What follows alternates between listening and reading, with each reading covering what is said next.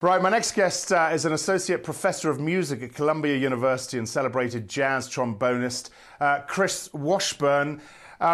Great to have you with us, Chris. I don't know if you were told, but last year we had a cellist in the studio who played us out of the show. I know you're going to play out of this one, us out of this one, which is very exciting. Looking forward to that. But let me talk to you first about why you're here. You ran a session this week on life lessons that we can learn from jazz. What do I need to know in 20 seconds? Well, what I think is important is that, especially here at the World Economic Forum, my responsibility as a jazz musician, as an artist, is not only to entertain, but also to communicate to audiences the relevance of art and music and how it can translate in a variety of different avenues and different ways in their lives, to improve their lives and also to rethink and to innovate and be more creative and tap into our creativity. Okay, one of the questions this addressed was, and I quote this, how can jazz serve as a strategic model for diplomacy, leadership, collaboration and innovation? I mean, that sounds very World Economic Forum-esque, I've got to say, without wanting to sound too cynical. What can these top 1% folks at Davos take away with them from this? Well, what I think is that when I give lectures, I bring my band and we actually play.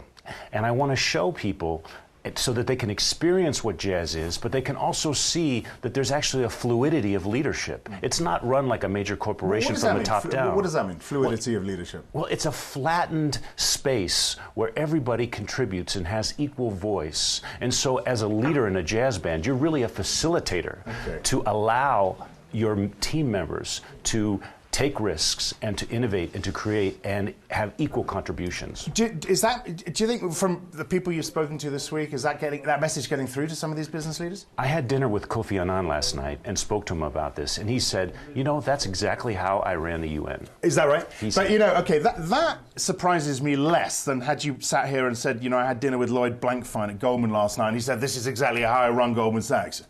No, but some of the bankers that I've been speaking with say that the most innovative banks, typically the management teams work like this. And the idea is that banks are so risk adverse. But when they realize that if they can embrace the idea that failure can actually lead to opportunity, failure is a prerequisite for success. It's a way that we learn, that we grow and experience new possibilities.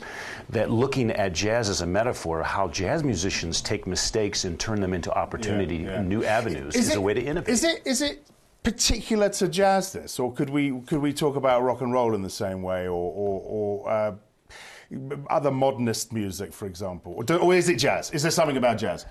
There are great lessons from all different types of musical art forms, but jazz is unique in the sense that we create spontaneously in front of audiences. It's the equivalent of, let's say, give Federico Fellini a video camera and say, shoot a movie in 5 minutes, no script, no crew, and that's what you have. Or have Matisse have a canvas, you got 5 minutes and an audience, draw a masterpiece. That's what musicians are required to do and adapt immediately to the situation and context. So it makes it unique. All right, well, you're gonna do exactly that for us in about 8 or 9 minutes. I'm going to be playing a piece that was written by Pedro Flores, a very prolific Puerto Rican composer named Obsession. Hope you enjoy.